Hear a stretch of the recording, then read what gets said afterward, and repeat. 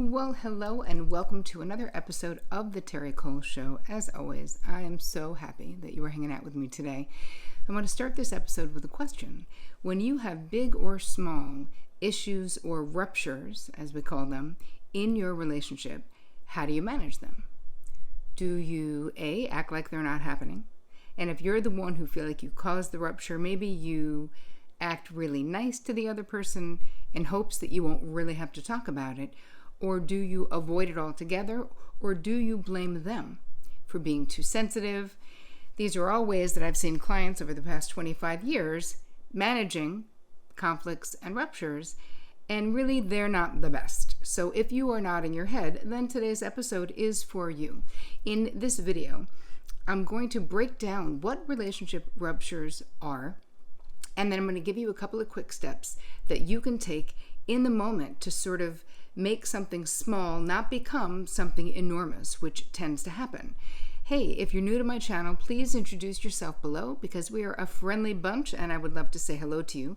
Make sure that you subscribe to the channel. Make sure that you hit the bell so you don't miss any new episodes that come out. And if you don't know me, my name is Terri Cole and I am the author of Boundary Boss, sitting right there, the essential guide to talk true, be seen, and finally live free, which you can get at boundarybossbook.com. So another thing, if you're new here, to know is that I read all your comments. So please leave them and I love to feature them. So today I am featuring a comment from Ona Zana, and it was under the episode Pandemic Realizations. Warm regards from Serbia. Just finishing up your book, which is revolutionary for me. I'm hypersensitive and empathic, and it never crossed my mind I could choose how I invest in my life, my time, my energy, my empathy, and support. Until I hit rock bottom and got your book. I was taught that it was my role to serve and support. It is so liberating understanding the options and knowing how to handle real life situations. Thank you. Well, my friend from Serbia, right on, Ona, thank you for dropping your comment. I super appreciate you, and you do have options. Before we get started, make sure that you subscribe to the channel, hit the bell so you don't miss a thing. Also, there's a new feature. You can now give me a thumbs up if you like this episode, so please do, because the more light that we shine on the show, on the podcast, on the videos, the more people, hopefully, that we can help, which is what my whole deal is. So let's talk about ruptures in relationships and repairing.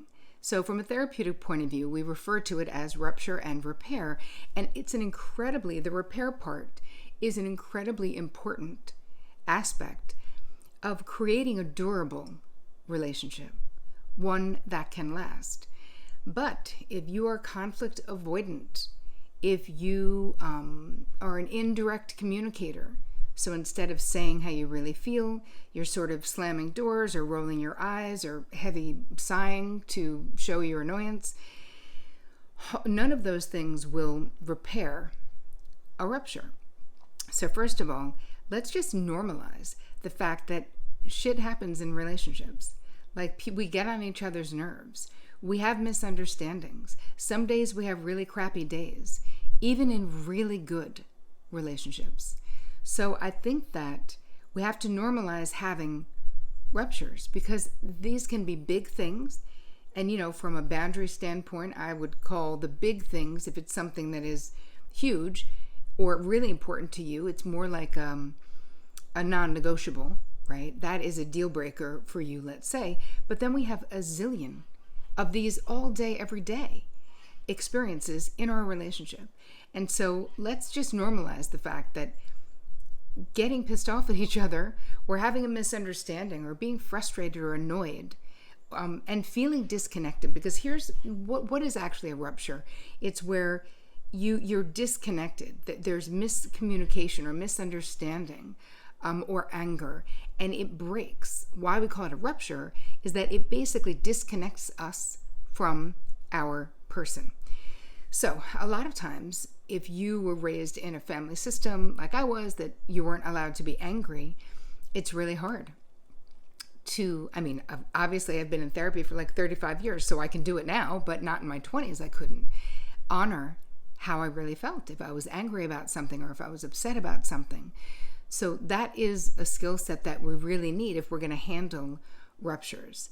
So people who fight all the time, couples that fight all the time, a lot of times this really indicates that you've really mastered the rupture part, but you're not as great at the repair part. So we need to get good at the repair part, because this is really what builds the durability in a relationship. Because here's the thing, we could fight about the dumbest shit.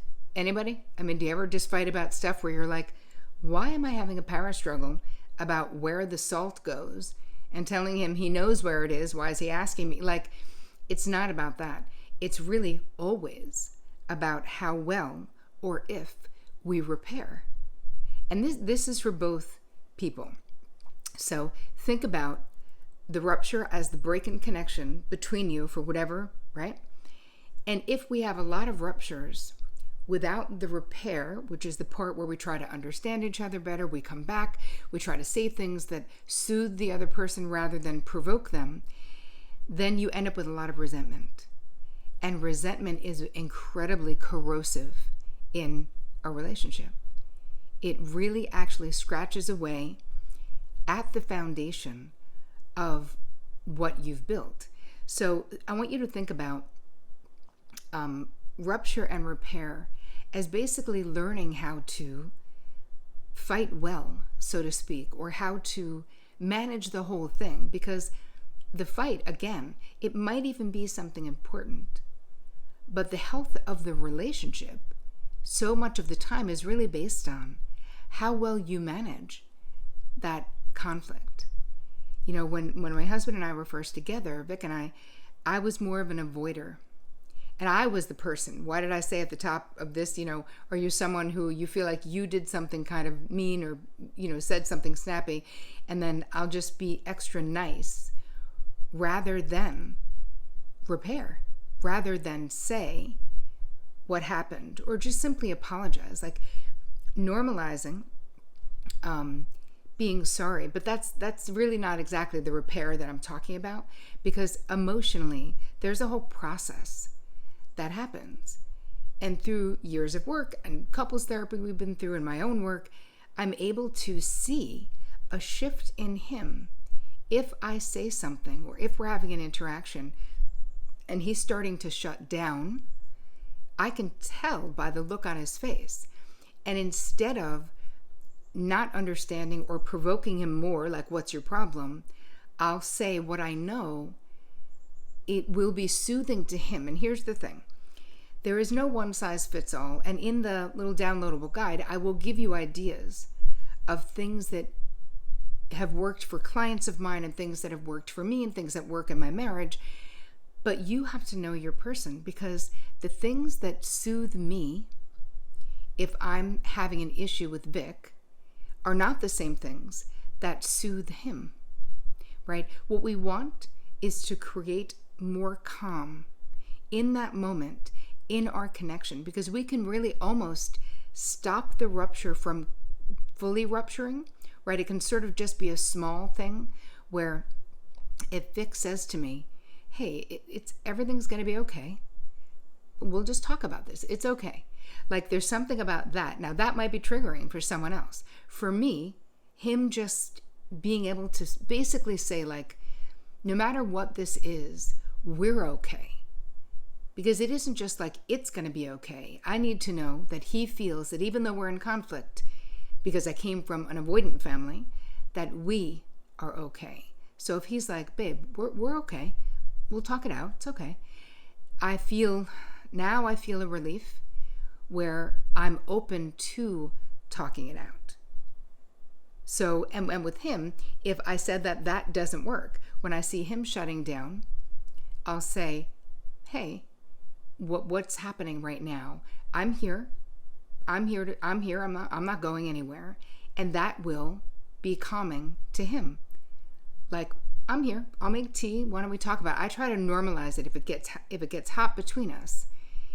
If he shows me, I see this shift, he's about to shut down. I'm like, hey, let's talk about this, but I'm right here, right? And for whatever reason, that is calming to him, where I'm not threatening to, get in the car and go somewhere, or even go away from the interaction. Now, of course, what works in my marriage, I'm not saying would work in your relationship. I have no idea, but I do know that you know your person better than anyone else. So in the downloadable guide, I'll help you find the information that you might need to come up with figuring out what would make you feel better in the moment. And then you can sort of guess, because you know your person, because we also, listen, if there's anyone in the world who we know how to hurt more than anyone else, it's probably our person. It's probably our partner. I work incredibly hard to never do that, to never say the meanest thing, because of course that doesn't take a genius. Like I would never want to say anything that Vic has told me in vulnerability and use it against him, not even if I'm super mad, because that shit is so damaging to a relationship. And the trust, part of what is so beautiful about learning to repair after big and small ruptures, is that what you're doing is you are both standing up for the relationship, and you are building like rock solid trust. So it doesn't mean we can never get mad, but you've got to understand that there's a major difference between me being mad or being frustrated and just saying I'm frustrated, and saying I'm frustrated because you're inept, right? If that's your partner's biggest fear, and that you use that to really harm them, that is a hard rupture to come back from. So rupture and repair. So when you're in the moment, what do you need to do? Well, we need to breathe. When you start to feel what's happening, you need to breathe and take a moment to not sort of fall into an old pattern, or to not jump into or allow your frustration or anger to dictate your actual words. So just the first thing is to breathe, create some internal space. Then you move into, if you have noticed that it's your partner who's shutting down, or who's getting upset or activated, or has been triggered by the interaction that you're having, then you say something calming. Say something reassuring, right? You have a choice. In that moment, you can pivot towards saying something reassuring, or saying something provocative, or saying something explosive, or saying something just straight up mean, right? So if you want to stand up for your relationship, and if you really want your relationship to be durable and to have trust, then in that moment you need enough space to be able to stand up for the relationship. Say something that you care about the way they feel. Say something that is reassuring. Say something that, knowing them, you believe will help. And you can have a conversation outside of a rupture moment about what are those things? What would make you feel better in the moment? What would perhaps make your partner feel better in the moment? And start practicing doing that rather than making it worse, right? Because you know your person and they know you. So I find it easier when we're not in a heated moment to have those kinds of conversations. All right, so now as soon as you see that, let's say maybe your person said the reassuring thing to you, or you said it to them, you can get back on track of having a real conversation. You can move towards having a real conversation, and doing something that actually solves the problem and doesn't just express your frustration and anger. Because listen, we're going to have big and small ruptures no matter what. So to recap, what did we do? Well, we normalized the fact that couples fight. I think it's really important to not normalize vicious or unfair fighting. That is, we do not want to normalize that. And I actually have an episode of the Terri show on fair fighting. So you can find that. It'll be in the show notes.